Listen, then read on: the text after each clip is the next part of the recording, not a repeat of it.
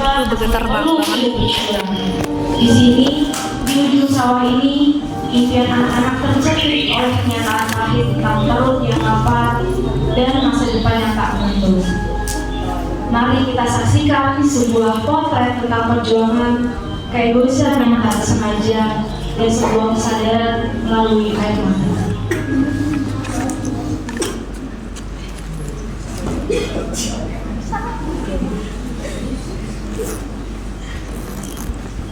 Diva, mana sih tuh? Tolong ambilin botol susu dong buat Adin. Nangis nih. Ya, Bu. Udah siang, cepetan dong. Ibu, tapi susunya habis, tinggal air tajir aja. Tapi cuma jual sedikit. Terus tadi berasnya tinggal setengah gelas aja. Ya udah pakai air tajir dulu aja ya. Nanti kalau ibu udah punya uang, kita beli beras sama beli susu kental manis. Yang murah aja. Iya.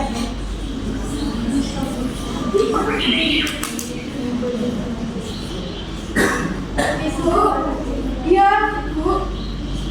Ini Sati ada uang 50.000 gaji kemarin buat bayar kontrakan atau beres dulu ya, Bu?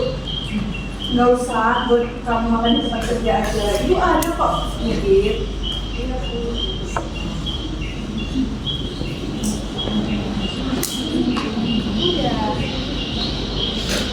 Ibu, Iya. nah ini aku pelajar ujian. Kalau aku udah hari ini, nanti aku nggak bisa ikut ujian praktik. Terus uang lagi. Kamu pikir kita punya pohon uang di kampung ini? Apaan sih kak? Kan aku juga pengen lulus, aku juga pengen bisa bekerja biar bisa bantu ibu. Lihat aku lulusan SMA tapi apa? Kerja nggak punya, kuliah nggak bisa, nggak punya biaya. Karena ibu lebih milih punya anak lagi ketimbang kasih kita makan yang benar. Rina, jaga bicara kamu ya. Kamu jangan pernah punya mindset seperti itu. Semua anak tuh bawa rezeki masing-masing. Bu, ya kalau cukup sandang pangan namanya. Ya apa Bu, ini kita musibah. Coba ibu lihat Diva sama Rafika. Mereka putus sekolah karena apa? Karena ibu milih punya bayi lagi, Bu. Kita ini loh Bu, sekolah nggak benar. Kak, cukup. Ibu itu udah kerja keras keliling jualan pakai sepeda tua itu sampai malam.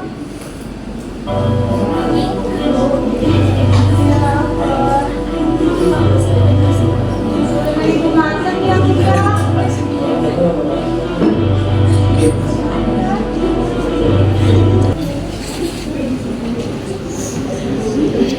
Kemiskinan seringkali melahirkan amarah yang lebih cepat tumbuh daripada kasih sayang. Di rumah ini, kata rezeki telah menjadi perdebatan yang menyakitkan. Ada luka yang terpendam di mata anak-anak yang terpaksa dewasa sebelum waktunya. Mereka yang mimpinya harus terkubur di bawah tumpukan piring kotor dan pupuk bayi. Di sini, cinta seorang ibu sedang diuji oleh realita yang mencekik. Apakah cinta berarti terus menambah nyawa, ataukah memastikan nyawa yang sudah ada dapat hidup dengan mulia? Ibu, kak kemana sih? Dari hari ini nggak pulang-pulang.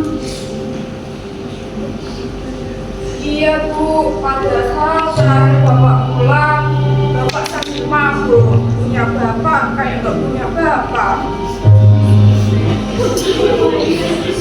Bu, bapak tuh datang kalau ada maunya doang. Ibu sih mau-mau aja. Emang ibu nggak capek apa? Badan ibu juga capek kali melahirkan terus.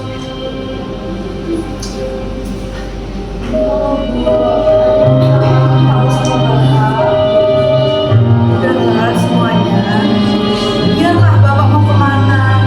Mau kemana pun, ibu tuh hanya punya kalian. Kalian yang sabar aja ya.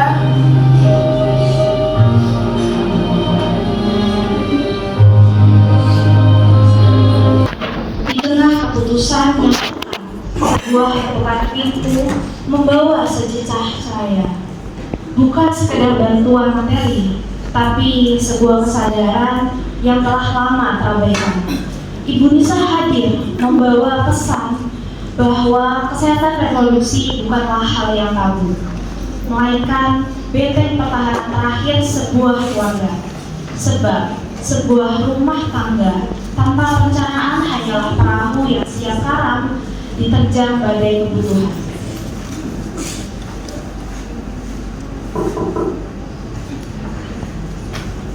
Assalamualaikum, Ibu Sari. Waalaikumsalam Nisa, ada apa ya?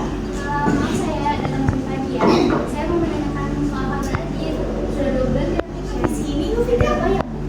Maaf ya Bu, saya sibuk jalan.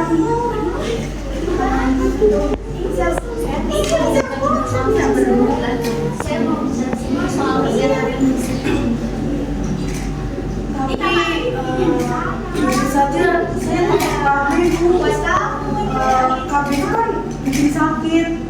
Terus belum lagi kata orang-orang. Gimana? Yang itu loh Bu, katanya banyak isu-isu gitu. Lagi pula kan banyak anak itu punya rezeki kan Bu. Oh, bagus deh. Bu Nisa datang, Bu Sari datang juga ada nih. Bu, kasih tahu ya ibu saya punya 6 anak di tengah satu bulan prestasi, Bu. Sari, saya mengerti Ibu lelah. Tapi kerjaan satu kesuburan yang tidak direncanakan itu namanya sama bisa loh Bu. Bukan soal dia makan anak-anak, tapi masa depan mereka. Tapi kan Bu, bukannya KB itu bikin orang sakit ya? Kemana Kak? Gak apa-apa Bu, coba aja dulu untuk ikut program kami. Kenapa Vika?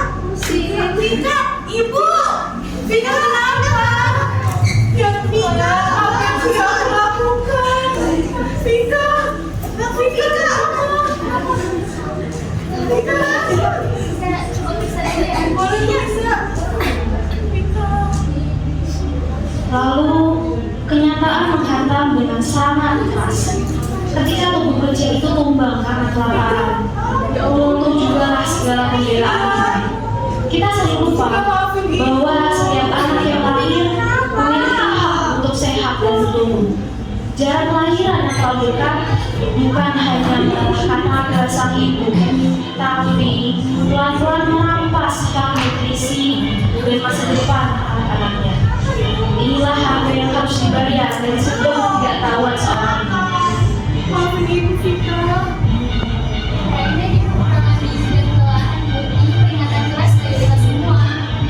Karena anak yang lahir di dunia ini jadi anak lain kesehatan yang ada.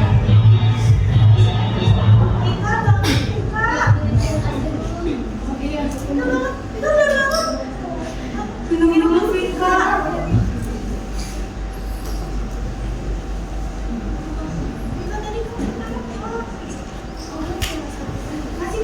Ayo kita istirahat ke kamar aja yuk.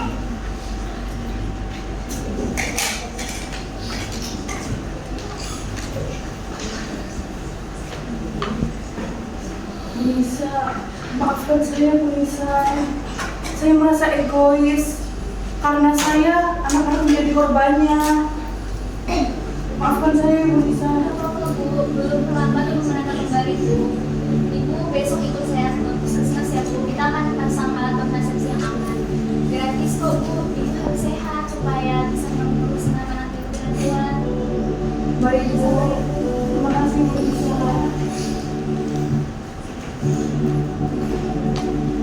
Bu, kalau ibu-ibu KB dan gak lagi, mungkin ibu bisa jualan dan mungkin Ika dan Rafika bisa ikut sekolah lagi nggak pakai A. Ibu, nanti akan kerja lembur dan kita harus bagi tugas ya.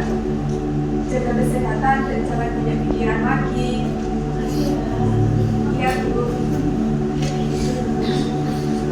Maafin Rina ya Bu, habis ini Rina janji deh bakal cari kerja. Apa aja, mau cuci atau apa aja deh yang penting ada di rumah. Iya.